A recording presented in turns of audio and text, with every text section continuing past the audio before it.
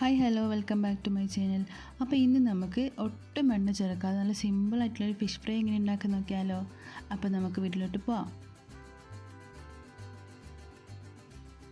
അപ്പോൾ അതിന് നമുക്കൊരു 1/4 കപ്പോളം തേങ്ങാപ്പാൽ, നല്ല കട്ടിയുള്ള തേങ്ങാപ്പാൽ എടുക്കാം കേട്ടോ. അതിലേക്ക് ഒരു 1/4 ടീസ്പൂൺ ജിഞ്ചർ ഗാർലിക് പേസ്റ്റും 1/4 ടീസ്പൂൺ മഞ്ഞൾപ്പൊടി, 1/4 ടീസ്പൂൺ മല്ലിപ്പൊടി, 1 ടീസ്പൂണോളം മുളക് പൊടിയും, 1/4 ടീസ്പൂണോളം കുരുമുളക് പൊടി, ഒരു നുള്ളി ചെറിയ ജീരകം കൂടി ഇട്ട് കൊടുത്തിട്ട് നന്നായിട്ടൊന്ന് മിക്സ് ചെയ്തെടുക്കാം. ഇനി ഇതിലേക്ക് നമുക്ക് ആവശ്യത്തിനുള്ള ഉപ്പും കൂടിയും ചേർത്ത് കൊടുത്തിട്ട് നന്നായിട്ട് ഒന്നും കൂടി ഒന്ന് മിക്സ് ചെയ്തിട്ട് വെക്കാം കേട്ടോ.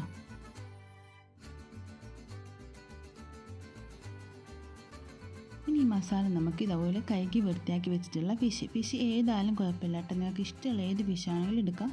ഇതിൻ്റെ മുകളിലേക്ക് ഇതുപോലെ ഇങ്ങനെ വെച്ച് കൊടുക്കാം. ഇത് നന്നായിട്ടൊന്ന് എല്ലാ സൈഡിലേക്കും ആക്കി കൊടുക്കുക, ഫിഷിൻ്റെ എല്ലാ ഭാഗത്തേക്കും ആക്കി കൊടുക്കുക.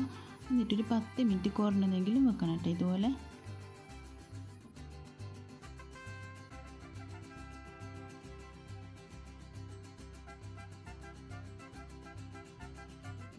അപ്പോൾ 10 മിനിറ്റിന് ശേഷം ഒരു പാനിലേക്ക് നമുക്ക് 2 വാഴയില ഇതുപോലെ ഇങ്ങനെ വെച്ച് കൊടുക്കാം കേട്ടോ. എന്നിട്ട് ഒരു വാഴയില വെച്ചതിന് ശേഷം അതിന് മുകളിലേക്ക് ഒരു വാഴയിലയും കൂടി വെച്ച് കൊടുക്കാം. എന്നിട്ട് അതൊന്ന് ചൂടാക്കിയെടുക്കാം. അതിന് ശേഷം ഇതിൻ്റെ മുകളിലേക്ക് ഇതുപോലെ നമ്മൾ ഫിഷ് വെച്ച് കൊടുക്കുക. എന്നിട്ട് ബാക്കിയുള്ള മസാലയും കൂടി അതിന് മുകളിലേക്ക് ഒഴിച്ച് കൊടുക്കാം.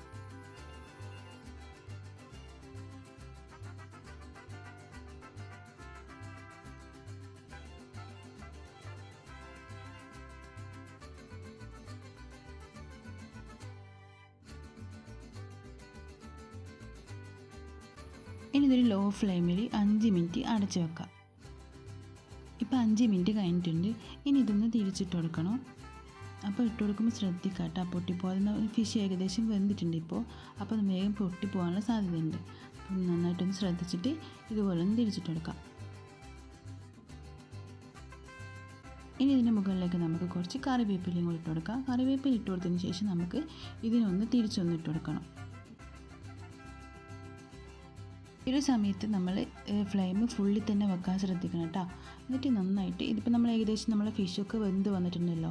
ഇനി ഇതിൽ നമുക്ക് ഫുൾ ഫ്ലെയിം വെച്ച് കഴിഞ്ഞാൽ 2 സൈഡും നന്നായിട്ട് കളർ മാറി വരും. നമ്മളൊരു ഫ്രൈ ചെയ്തൊരു ഫിഷിൻ്റെ കളർ കിട്ടുന്നത്. അപ്പോൾ അതുപോലെ ആയി കിട്ടണമെങ്കിൽ നമ്മൾ ഫുൾ ഫ്ലെയിമിൽ തന്നെ വെക്കണം. ഇപ്പോൾ നമ്മൾ ഏകദേശം നമ്മൾ ഫിഷിൻ്റെ ഒരു ഭാഗം കളറൊക്കെ നന്നായിട്ട് നമുക്ക് കളർ മാറി കിട്ടിയിട്ടുണ്ട്. ഒരു സൈഡും കൂടി അതുപോലെ ഒന്ന് ആക്കിയെടുക്കാം.